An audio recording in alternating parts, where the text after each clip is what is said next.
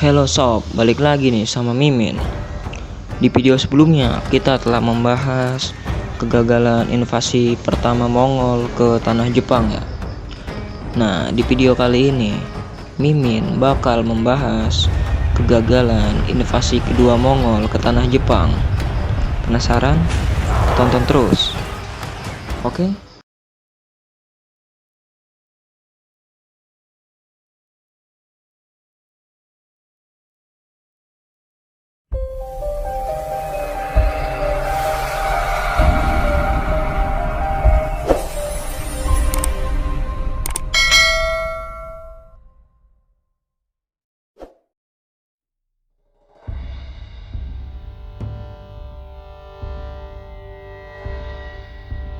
Kublai Khan sangat berambisi menguasai tanah Jepang.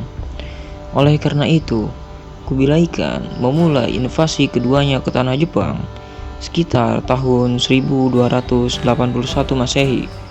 Karena Kublai Khan percaya penyebab kegagalan invasi pertamanya ke Jepang adalah badai. Oleh karena itu, ia kembali mengirim utusannya ke Jepang pada tahun 1275 Masehi. Utusannya tersebut membawa pesan dari Kublai Khan agar Jepang menyerah dan tunduk pada kekaisarannya. Alih-alih mendapat respon positif, mereka justru ditahan selama 4 bulan sebelum akhirnya dipenggal di Kaisaran Kamakura Shogunate. Kublai Khan masih tetap tidak menyerah.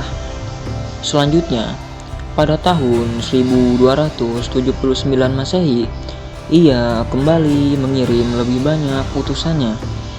Mereka tidak bernasib lebih baik dan dieksekusi di pantai Hakata. Serangkaian eksekusi utusannya tersebut membawa Kublai Khan pada suatu kesimpulan bahwa Jepang memang tidak berniat untuk tunduk kepada kekaisaran Mongol. Setelah menaklukkan Cina Selatan, Kublai Khan segera memerintahkan penduduk daerah Yangtze untuk membangun 600 kapal perang dan Raja Koryo agar membangun 900 kapal untuk invasi keduanya ke tanah Jepang. Pada musim gugur tahun 1280 Masehi, Kublai Khan menggelar konferensi tingkat tinggi di salah satu istananya untuk membahas strategi lebih lanjut melawan Jepang. Berangkat dari pengalaman buruknya pada tahun 1274 Masehi, ia merencanakan strategi yang lebih matang untuk menghadapi perlawanan sengit pasukan Jepang di Tsushima, Iki, dan Hakata. Sumber daya militer dan angkatan laut dari dinasti Song Selatan sekarang sepenuhnya di bawah kendali Mongol, sehingga Kublai Khan dapat membangun serangan dari Korea dan Cina Selatan dengan pasukan besar. 600 kapal perang dipesan dari Cina Selatan, selain 900 dari Korea, ditambah jumlah pasukan yang diperkirakan sebanyak 40.000 di rute timur dari Korea dan 100.000 dari Cina Selatan. Setidaknya keseluruhan pasukan Mongol pada invasi kedua ini 3 kali lipat lebih banyak dari jumlah pasukannya pada invasi pertama yang terjadi pada tahun 1274 Masehi. Dapat dibilang, invasi kedua Mongol ini seperti sequel film blockbuster, lebih besar dalam skala, pemain lebih banyak, anggaran lebih besar, dan sutradara yang sama, yakni Kublai Khan. Perintah resmi untuk menyerang Jepang keluar pada bulan pertama di tahun 1281 Masehi. Serangan rute timur dari Korea ini dilakukan dengan cara yang mirip-mirip lah sama invasi pertamanya pada tahun 1274 Masehi. Sementara pasukan Yangtze yang akan berlayar langsung dari Cina Selatan melintasi kira-kira 768 km atau sekitar 480 mil lautan untuk bertemu dengan tentara rute timur di sekitar Iki sebelum bergabung untuk pendaratan secara besar-besaran di daratan Jepang. Pasukan dari Korea berangkat pada tanggal 22 Mei di tahun 1281 Masehi sesuai rencana, namun membutuhkan waktu lebih lama untuk mencapai Tsushima daripada pendahulunya pada invasi pertamanya. Tsushima diserang pada 9 Juni dan Iki pada 14 Juni. Pasukan Jepang yang dipimpin oleh Shoni Tsukuteko dan Ryusuke Suitoki tidak mampu menahan gempuran persenjataan tentara Mongol dan mereka pun tewas terbunuh dalam penyerbuan itu. Serangan tersebut menewaskan 300 penduduk. Beberapa penduduk berlarian menyelamatkan diri ke pegunungan, namun tentara Mongol yang mendengar tangisan anak-anak mencari mereka dan akhirnya membunuh mereka, para penduduk yang bersembunyi di gunung. Seperti yang direncanakan sebelumnya, tentara rute timur diharapkan untuk menunggu tentara rute selatan yang diperkirakan akan tiba pada tanggal 2 Juli di Iki. Di lain pihak, dengan berbekal pengalaman dari serangan di tahun 1274 pada saat invasi pertama Mongol, pasukan Jepang telah membangun tembok pertahanan Genkoboroi di sepanjang zona pendaratan kapal di Hakata. Tembok tersebut dibangun selama 5 tahun dan memiliki panjang sekitar 20 km. Pada musim semi, pasukan rute timur telah sampai pada titik pertemuan.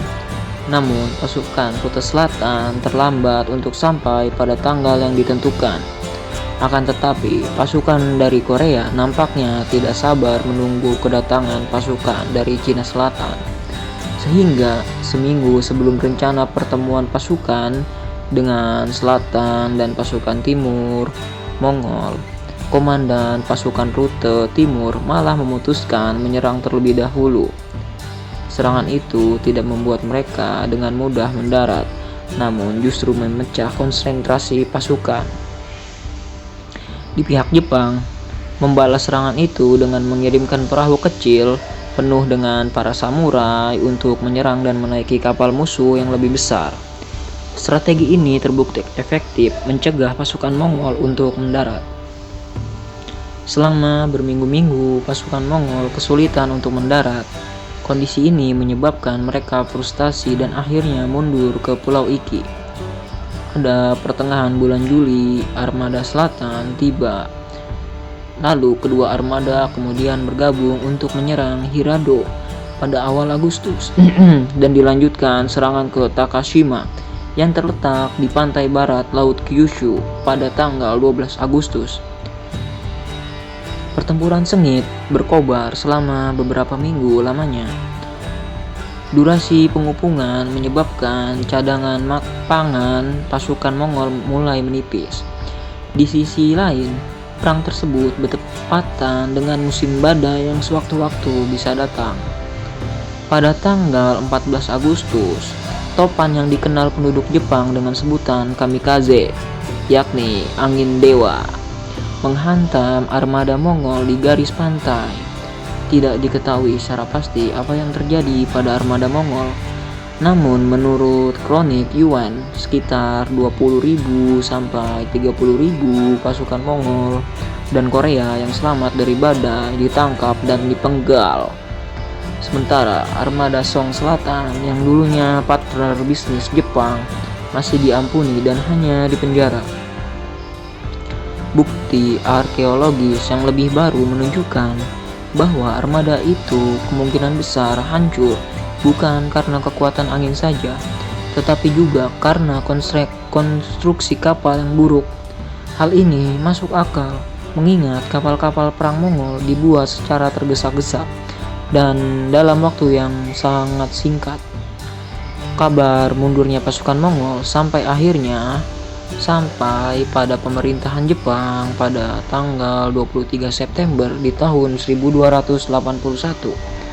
Kemenangan ini disyaratkan di kuil Iwashimizu sebagai bentuk syukur kepada para dewa. Keberhasilan Jepang untuk bertahan melampaui harapan semua orang, sehingga cerita mengenai kamikaze pun diwariskan hingga sekarang. Di lain pihak, Kubilai Khan sebenarnya masih ingin melakukan upaya ketiga mereka, tetapi prajuritnya telah mengalami kelelahan akibat kegagalan dua invasi itu. Akhirnya, ia memilih untuk fokus mengurus permasalahan domestik yang pada masa itu tengah kacau balau.